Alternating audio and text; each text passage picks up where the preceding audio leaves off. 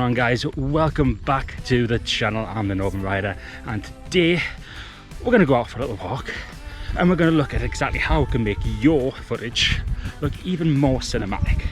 Hang around to the end of the video to see exactly how it looks, and also for a couple of handy tips as well, which you might appreciate.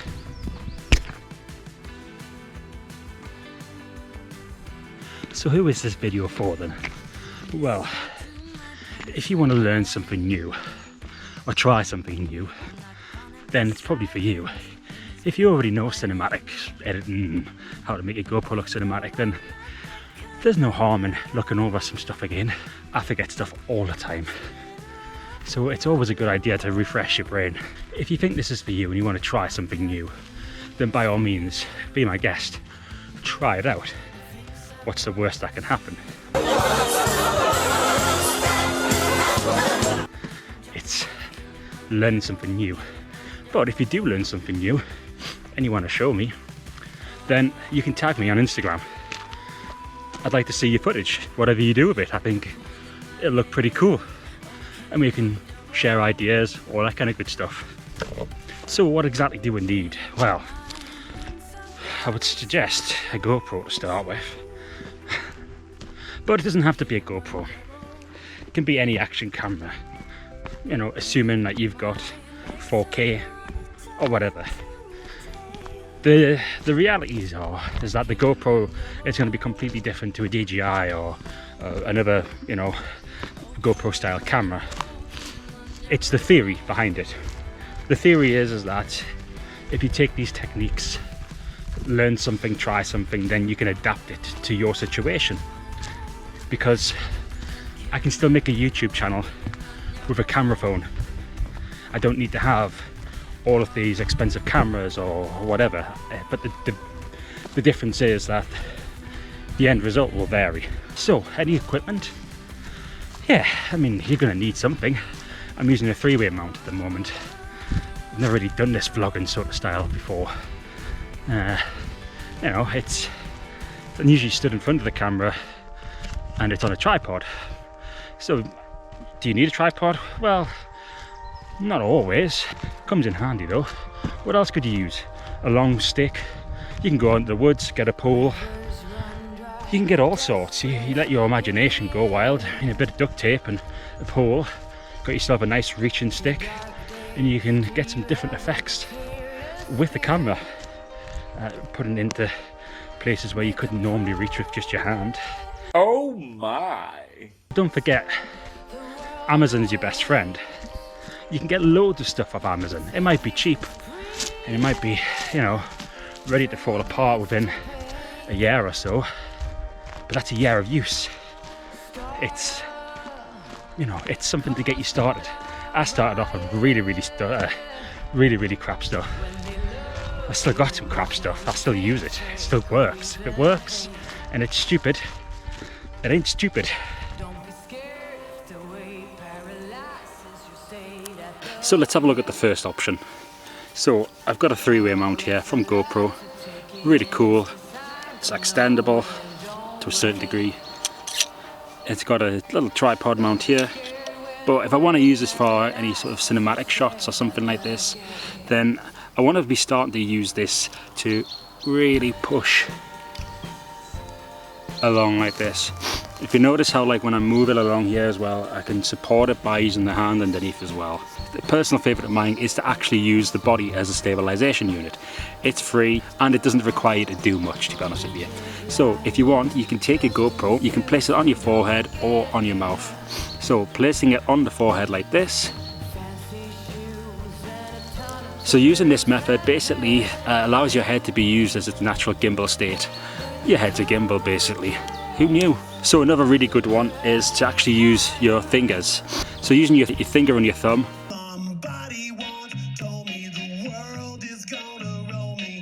So using your finger and your thumb, basically grip your GoPro either side like this. So you're basically pincing the camera like this. So all you want to do then is move it along.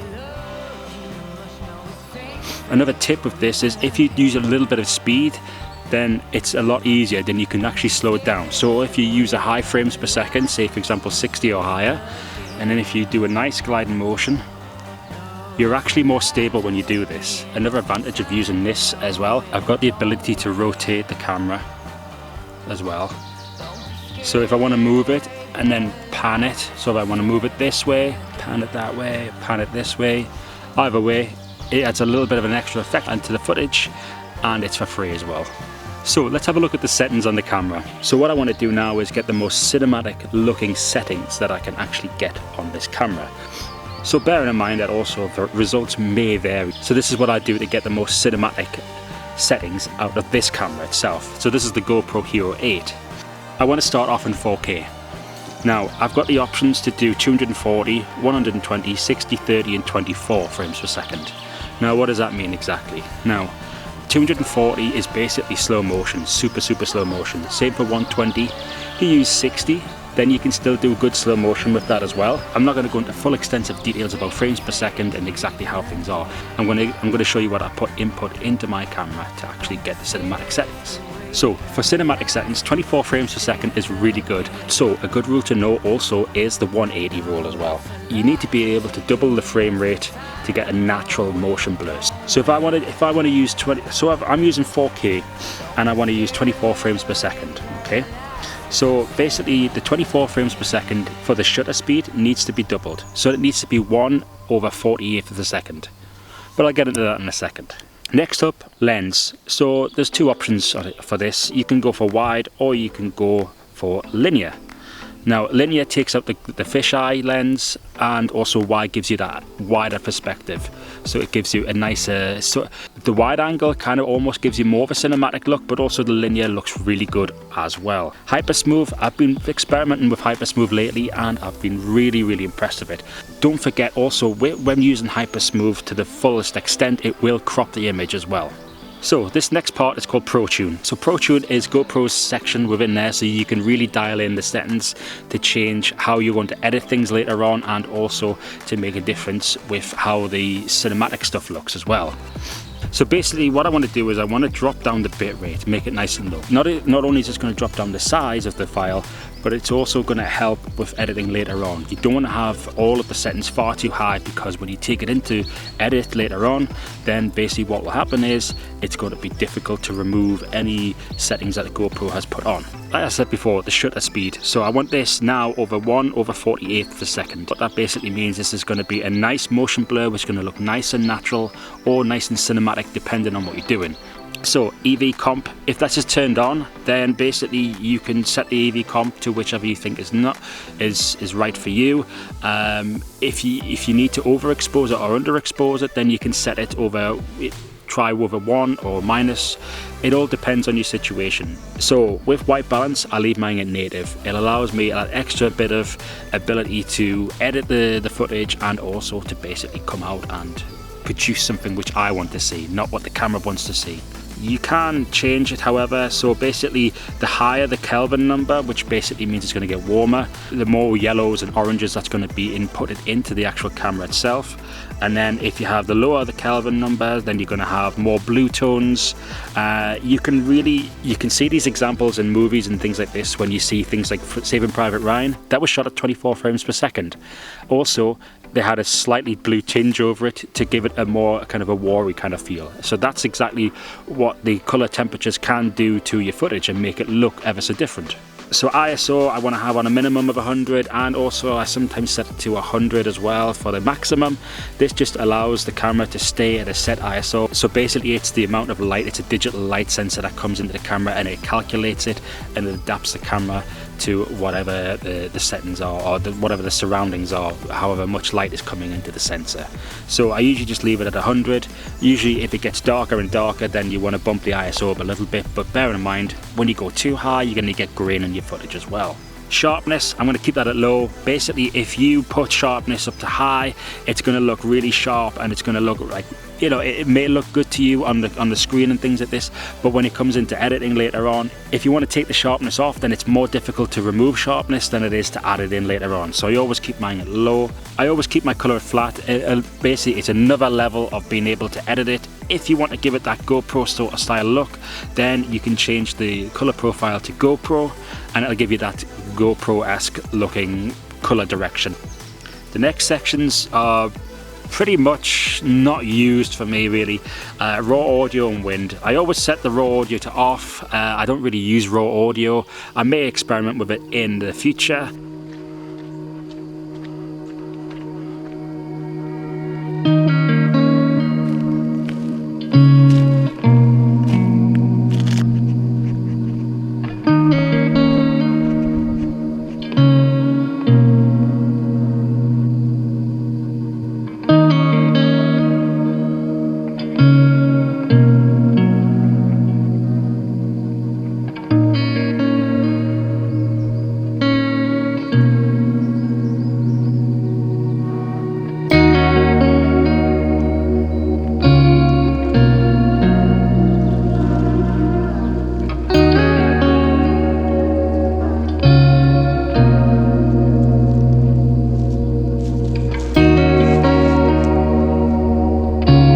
So as promised, I said I would give you some little hints and tips for the GoPro.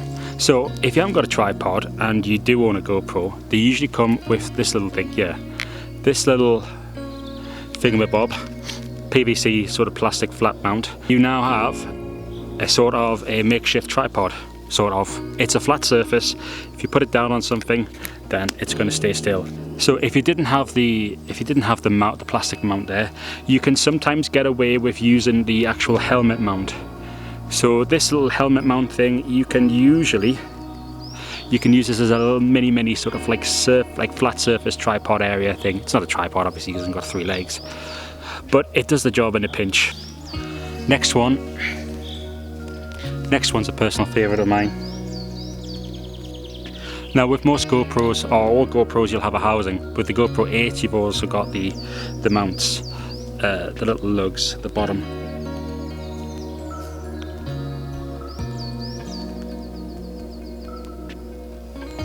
What the hell is that? What is that? If you take a bit of rope and thread it through the bottom section on here, so basically you've got the 2 lugs, then what you can do is take your rope or your string, I use paracord, and you've got yourself a sort of a multi-purpose item here. So what you want to do is, with the GoPro and the string, wrap it around your hand, and you can use the tension above, so hold tension down like this, pull down on the GoPro, and then you can use it to start to pan, or you can use it to do dolly sort of movements like this, or even if you wanted to, if you could find a way of securing it so it wouldn't move around, you could do some up and down movements like that as well. I think that'd be really cool. So if you're anything like me, I always carry a multi-tool with me as well. I always use Gerber.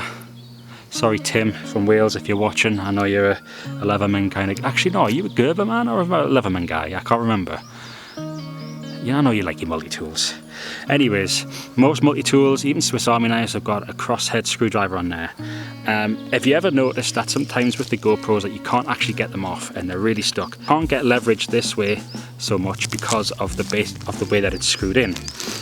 So what I've done before is I've used the crosshead screwdriver, popped it in, and then it releases the tension on the screw on the bolt to the GoPro, and then you can take it off. Easy as that. So using this cinematic footage, where does this actually apply to? Well, it applies to anything and anything really. If you're making a YouTube channel and you want to add some extra pieces into it to make your entire video look just that little bit extra special and a bit more impressive, then go for it. If you've got kids and you want to make a movie night or something like this, I think that'd be fantastic. The world's completely like your oyster. You can record anything and make it look really cool and awesome. It's all about the imagination of what you can provide and what you look at, what story you create with this as well. The settings and all of the tools that I've shown you are just a means and a ways of getting a certain result. So if you really are interested in this and you want to make something of it, then go for it. I implore people to keep trying new things, and especially with this lockdown and process, it's always nice to try new things and to just have a laugh and enjoy it. If you do make something, don't forget you can also tag me on Instagram. I'm at the Northern Rider. I'll post a link down below as always, or Twitter if you want, or Facebook. Do people even use Facebook anymore? Probably not. So thank you so much for coming back to the video, guys. I do appreciate everyone who comes back time and time again, and I hope that you have learned something from this video as well. I really do appreciate you coming back time and time again, and if you haven't already, consider clicking that like button. It really does help out the channel. It makes the channel grow, and it puts me in the spotlight a bit more from YouTube's algorithms and all that malarkey. And also, if you haven't already considered it, click on that subscribe button. Don't forget that if you click on the bell notification, it'll indicate to you when the next video is coming out, which currently at the moment I'm trying to plan for the weekend. It gives me a little bit more time to enjoy making the content more, and there's not so much stress to get it out every Friday at a certain time. So guys, as always, I'm the Northern Rider. Thanks for dropping in, and I'll see you in the next one.